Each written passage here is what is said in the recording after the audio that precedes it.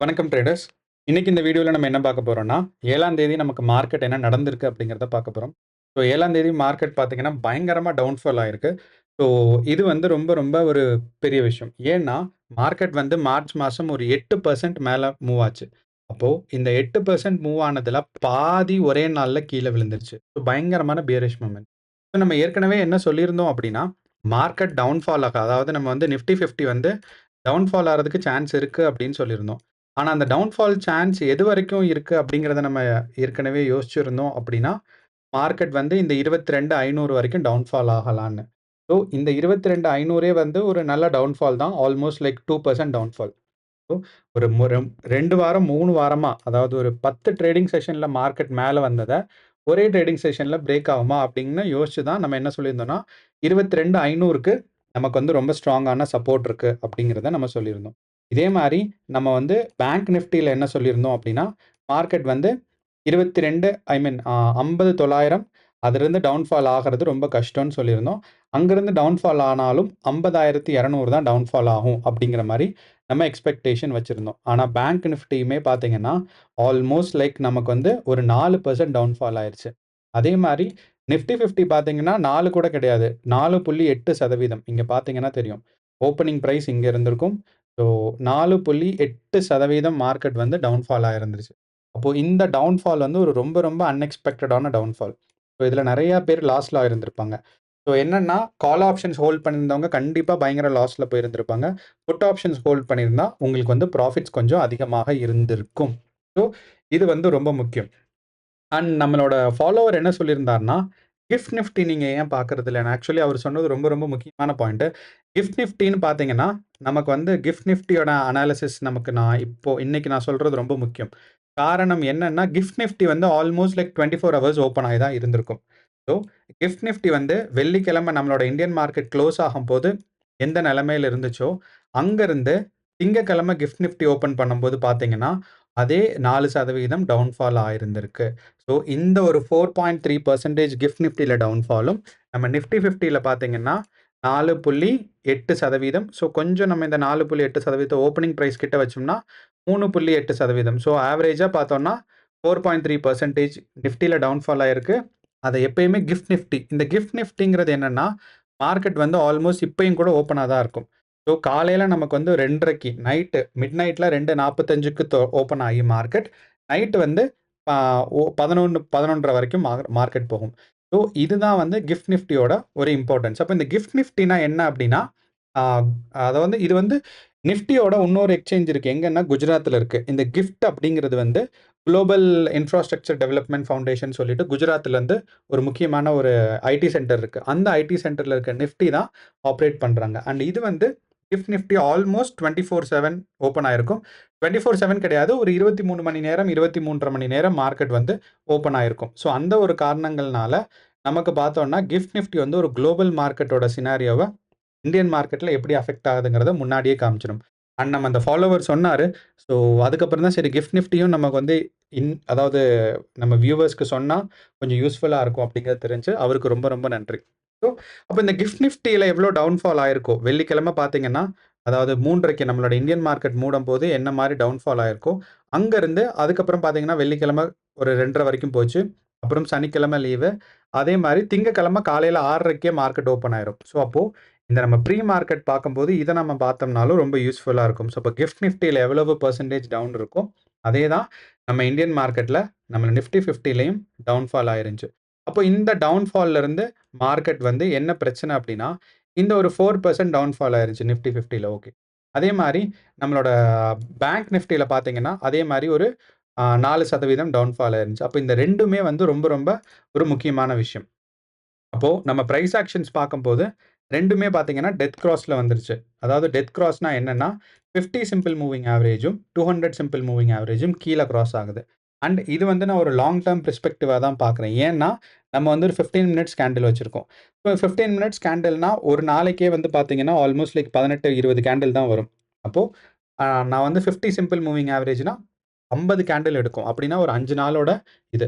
200 simple moving ஆவரேஜ்னா ஒரு 15 நாளோட datas தான் கலெக்ட் பண்ணும். அப்போ ஓவராலாவே வந்து மார்க்கெட் பியரிஷ்ஷா இருந்ததுலருந்து மார்க்கெட் டவுன்ஃபால் ஆயிருச்சு. அப்படின்னா என்ன சொல்லலாம்னா, நமக்கு வந்து நம்மளோட மார்ச் மாசம் எவ்வளோ மேல வந்துச்சோ, அந்த மார்ச் மாசம் மேல வந்தத, இப்போ வந்து தூக்கி சாப்பிடுற மாரி ஃபர்ஸ்ட் டவுன்ஃபால் ஆயிருச்சு. அதே மாரி செகண்ட் டவுன்ஃபால் ஆகுமா? அப்படிங்கிறது தான் நம்ம பார்க்கணும். அண்ட் நம்மளோட பேங்க் நிஃப்டி பார்த்தீங்கன்னா, நான் சொல்லியிருந்தேன் 50,000த்த கிராஸ் பண்றதுக்கு ரொம்ப ரொம்ப ஸ்ட்ரகிள் பண்ணிட்டு இருந்துச்சு. அந்த 50,000த்த கிராஸ் பண்ணி ஸ்டேபிளா இருந்து 1 வாரம் கூட இல்ல. அதுக்கப்புறம் மார்க்கெட் வந்து டவுன்ஃபால் ஆயிருச்சு. 1. 2வது பார்த்தீங்கன்னா, ஓகே. இப்ப நம்ம வந்து இந்தியன் மார்க்கெட் டவுன்ஃபால் ஆயிருக்குங்கிறத கன்ஃபார்ம் பண்றோம். நம்ம கிஃப்ட் நிஃப்டியும் இருக்கு. இத விட முக்கியமான விஷயம் என்னன்னா, நம்மளோட ஆ India VIX, India volatility index. So நான் ஏற்கனவே சொல்லியிருந்தேன். இந்தியன் மார்க்கெட் வந்து இந்த 15ங்கிறது ஒரு ஸ்ட்ராங்கான ஒரு ஒரு முக்கியமான பாயிண்ட் இந்த இந்தியா விக்ஸ்ல. இந்த இந்தியா வாலடைலிட்டி இண்டெக்ஸ்ல நான் ஏற்கனவே என்ன சொன்னேன்னா, 15க்கு மேல மார்க்கெட் போச்சுன்னா, அதாவது இந்தியா விக்ஸோட வேல்யூ 15க்கு மேல இருந்துச்சுன்னா, நிஃப்டி 50யோட வேல்யூ கீழ வரும். ஓகே. நிஃப்டி 50யோட வேல்யூ வந்து எப்ப வந்து 15க்கு கீழ இருக்கோ, அங்கருந்து கொஞ்சம் கீழ போயிட்டு இருக்கோ, 15க்கு கீழ போயிட்டு இருக்குன்னா, நம்மளோட நிஃப்டி 50 மேல போகும். ஸோ இந்தியா விக்ஸ் கீழ போச்சுன்னா, நிஃப்டி 50 மேல போகும். இதுதான் விஷயம். ஆனா, ரொம்ப நாளுமே அதாவது யாருமே எதிர்பார்க்காத அளவு ஒரே நாள்ல 13லிருந்து 23 வரைக்கும் போயிருக்கு அப்படின்னா, இது வந்து ரொம்ப ரொம்ப ஸ்ட்ராங்கான வாலடைலிட்டி அதிகம்னு அர்த்தம். ஸோ இந்த வாலடைலிட்டி அதிகத்துக்கு முக்கியமான காரணம் வந்து யுஎஸ் மார்க்கெட்டோட டவுன்ஃபால்னு நம்ம சொல்லலாம். அது மட்டும் இல்லாம ஃபாரின் இன்வெஸ்டர்ஸ் வந்து நம்மளோட இந்தியன் மார்க்கெட்ல வந்து அவங்களோட இன்ட்ரெஸ்ட்ட இழந்துட்டாங்கன்னு சொல்லலாம். இன்னொன்னு வந்து நம்ம யுஎஸ்டிக்கும், இந்தியாக்கும் உள்ள கரன்சி டிஃபரன்ஸ் வந்து நாளுக்கு நாள் கீழ போயிட்டே இருக்கு. அதாவது இந்தியாவோட பண மதிப்பு, நம்மளோட ரூபாயோட பண மதிப்பு பார்த்தீங்கன்னா, யுஎஸ் டாலர்ஸ்க்கு கம்பேர் பண்ணும்போது சரிஞ்சுக்கிட்டே கீழ வருது. இந்த ஒரு காரணமும் இருக்கு. அண்ட் ஸோ அப்போ இந்தியா விக்ஸ் வந்து இவ்ளோ தூரம் மேல போயிருச்சு. அப்போ இந்தியா விக்ஸ் இங்கேயே இருக்குமான்னா கிடையாது. இங்கிருந்து டவுன்ஃபால் ஆகும். ஸோ இப்போ இந்தியா விக்ஸ் வந்து ஹை வாலடைலிட்டில இருக்கு. இந்த ஹை வாலடைலிட்டிலிருந்து வாலடைலிட்டி கூலிங் நடக்கும். அப்போ இந்த வாலடைலிட்டி கூலிங் இந்த கீழ நடக்கும்போது, நமக்கு என்ன நடக்கும்? வாலடைலிட்டி கூலிங் நடந்துச்சுன்னா, நமக்கு நிஃப்டி 50ல பார்த்தீங்கன்னா, கொஞ்சம் மேல போகும். ஓகே. அப்போ நிஃப்டி 50 ரெக்கவரி ஆறதுக்கு வாய்ப்பு இருக்கு. ஏன்னா, இந்த ஒரு ஹை வாலடைலிட்டில மார்க்கெட் இருக்கவே முடியாது.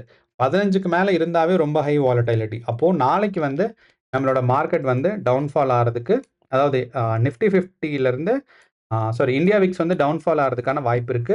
அந்த ஒரு காரணங்கள்னால நம்ம இந்தியன் நிஃப்டி 50 வந்து மேல போறதுக்கும், இந்தியன் நிஃப்டி 50யும் அதே மாரி பேங்க் நிஃப்டியும் மேல போறதுக்கான வாய்ப்பு இருக்கு. இது ரொம்ப ரொம்ப முக்கியம். ஏன்னா, நீங்க வந்து நம்மளோட நிஃப்டி 50 அண்ட் பேங்க் நிஃப்டியோட வாலடைலிட்டி இல்லன்னா மார்க்கெட் எந்த பக்கம் ஃப்ளக்சுவேட் ஆகும்னு கம்பேர் பண்றதுக்கு இந்தியா விக்ஸ் ரொம்ப ரொம்ப முக்கியம். அப்போ இந்த இந்தியா விக்ஸ் வந்து கூலிங் நடந்துச்சுன்னா, நமக்கு வந்து மேல போகும். அண்ட் நம்ம நண்பர் ஒருத்தவர் வந்து கேட்டிருந்தாரு. ஸோ அவர் வந்து எஸ்கே கிரியேஷன்ஸா அப்படின்னு ஒரு ஒரு ஒரு ஒரு பேஜ் அவரு. ஸோ அவர் பேர் அதுதான் போட்டுருந்துச்சுன்னு நெனைக்கிறேன். ஸோ அவர் வந்து என்ன கேட்டிருந்தாருன்னா, நான் வந்து 21,600ல நான் வந்து புட் ஆப்ஷன்ஸ் ஹோல்ட் பண்ணிட்டு இருக்கேன். ஸோ மார்க்கெட் வந்து ஹோல்ட் ஆனா, அது வந்து ஹோல்ட் பண்றது நல்லதா? இல்லையா? அப்படிங்கிறது கேட்டிருந்தாரு. நீங்க வந்து சப்போஸ் வெள்ளிக்கிழமை புட் ஆப்ஷன்ஸ் இந்த 21,600ஓட புட் ஆப்ஷன் வந்து வெள்ளிக்கிழமை நீங்க வாங்கியிருந்தீங்கன்னா, இப்பவே உங்களுக்கு ஸ்ட்ராங்கான கிடைச்சிருக்கும். ஓகே 1. 2வது இப்ப நீங்க வாங்கியிருக்கிறது போது, அதாவது இன்னைக்கு வாங்கியிருந்தீங்க 21,600ஓ 22,600க்குன்னு நெனைக்கிறேன். ஸோ அத நான் பார்க்கணும். 22,600 தான் அவரு சொன்னாருன்னு நெனைக்கிறேன். பார்த்துரலாம்.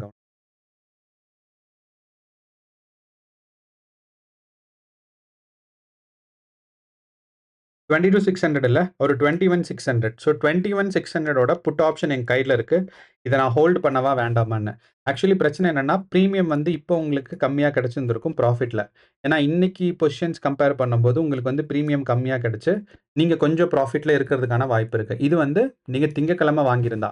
இதே இது நீங்க வந்து வெள்ளிக்கிழமை வாங்கியிருந்தீங்கன்னா, இந்த அதாவது 21,600 கூட புட் ஆப்ஷன நீங்க வெள்ளிக்கிழமை வாங்கியிருந்தீங்கன்னா, பயங்கரமா அதாவது ஆ அதோட பிரீமியம் குறைஞ்சிருக்கும்.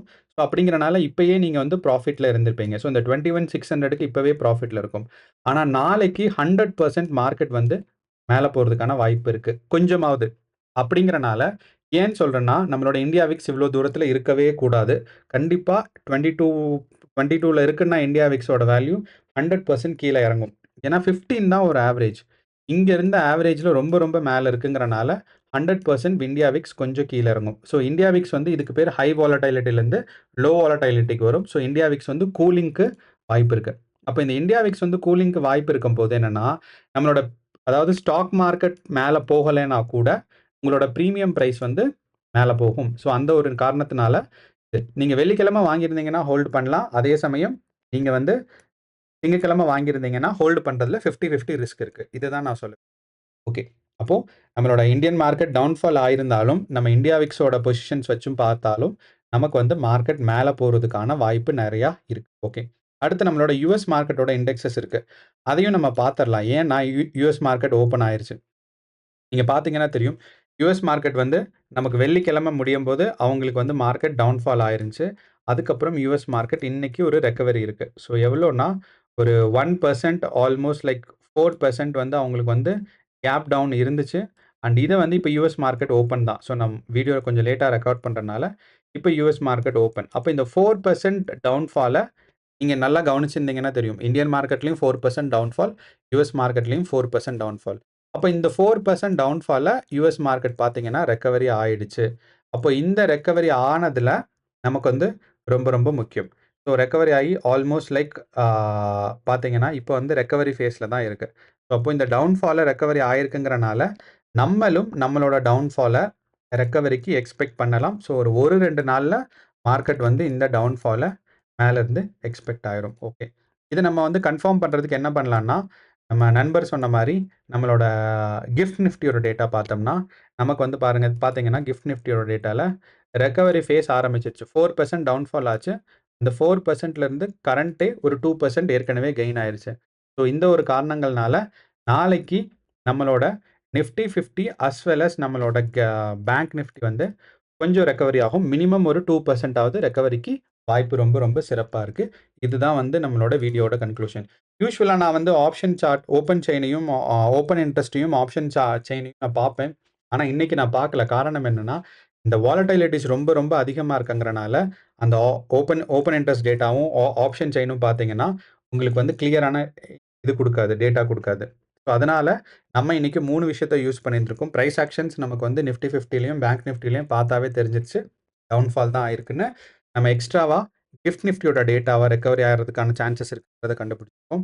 2வது நம்மளோட இந்தியா விக்ஸோட வாலடைலிட்டி எக்ஸ்ட்ரார்டினரியா ஹையா இருந்திருக்கு. ஸோ நான் வந்து லெட்ஸ் சே லைக் 3 மாசத்தோட எடுத்தேன்னா, இவ்ளோ வாலடைலிட்டி ஒரே நாள்ல வந்ததே கிடையாது. நான் லெட்ஸ் சே லைக் 1 இயர் எடுத்தா கூட, லைக் ஒரே கேண்டில்ல பார்த்தீங்கன்னா, இவ்ளோ வாலடைலிட்டி நடந்ததே கிடையாது. ஸோ நீங்க நீங்க பார்த்தீங்கன்னா தெரியும். இந்தியா விக்ஸ் வந்து ஆல்மோஸ்ட் இந்த 15ங்கிற ஆவரேஜ்ல தான் மார்க்கெட் வந்து மூவ் ஆயிட்டே இருக்கும். ஸோ ஒரே நாள்ல இவ்ளோ வாலடைலிட்டி இன்கிரீஸ் ஆனது இதுதான் ஃபர்ஸ்ட் டைம். எனக்கு தெரிஞ்சு லாஸ்ட் ஒரு 1 இயர் கூட இல்ல. எனக்கு தெரிஞ்சு ஓகே லாஸ்ட் 1 இயர்லன்னு தான் நெனைக்கிறேன். லாஸ்ட் ஒரு 1, 2 இயர்ஸ்ல ஐ மீன் மேல கொஞ்சம் கொஞ்சமா மேல போறது ஓகே. நீங்க இந்த இடத்துல பார்த்திருந்தீங்கன்னா தெரியும். ஏப்ரல் 24ல ஒரு கேண்டிலா மேல போயிருந்திருக்கு. ஆனா 15ல அதாவது 13ல ஒரே நாள்ல இவ்ளோ தூரம் போனது, இதுதான் முதல் தடவைன்னு நான் நெனைக்கிறேன். ஏன்னா ஒரே கேண்டில்ல இவ்ளோ தூரம். அ கரெக்ட். ரொம்ப ரொம்ப இது வந்து ரொம்ப ரொம்ப ஒரு அன்எக்ஸ்பெக்டடான டவுன்ஃபால். அந்த டவுன்ஃபால்ல பாருங்க, இது வந்து பார்த்தீங்கன்னா, மார்ச் 2020ல கோவிட் சமயம். மார்ச் 20, 2020ங்கிறது கோவிட் சமயம் பீக்ல கூட கொஞ்சம் கொஞ்சமா தான் வாலடைலிட்டி இண்டெக்ஸ் மேல போயிருந்திருக்கு. அதாவது மார்க்கெட் வந்து டவுன்ஃபால் ஆறது கிராஜுவலா ஆயிருந்திருக்கே ஒழிய, ஒரே கேண்டில்ல போல. இப்ப பார்த்தீங்கன்னா தெரியும். இது வந்து 20லிருந்து 90 வரைக்கும் போயிருந்திருக்கு. ஆனா, யு நம்மளோட பாயிண்ட்ஸ் வந்து பார்த்தீங்கன்னா, இன்னைக்கு ஒரே கேண்டில்ல ஒரு 10 பாயிண்ட் இம்ப்ரூவ் ஆனது கோவிட் சமயத்துக்கு அப்புறம் இப்பதான். இந்த ஒரு காரணங்கள்னால நமக்கு வந்து நாளைக்கு 100% மார்க்கெட் வந்து ரெக்கவரி ஃபேஸ்க்கு சான்சஸ் இருக்கு. ஆனா ஃபுல்லா ரெக்கவரி ஆயிருமா அப்படின்னு கேட்டீங்கன்னா, நோ. அந்த ஃபுல் ரெக்கவரிக்கு கொஞ்சம் லேட் ஆகும். பட் இருந்தாலும் அதாவது ஒரு 4% மூவ்மெண்ட்லருந்து டவுன்ஃபால்லருந்து ஒரு 2% ரெக்கவரி ஆறதுக்கான வாய்ப்புகள் ரொம்ப ரொம்ப சிறப்பா இருக்கு. ஸோ இதுதான் நம்மளோடது. நம்ம வந்து ஓப்பன் இன்ட்ரெஸ்ட் டேட்டாவையும், ஆப்ஷன் செயினோட அனாலிசிஸும் நம்ம வந்து ப்ரீ மார்க்கெட் ரிப்போர்ட்ல பார்ப்போம்.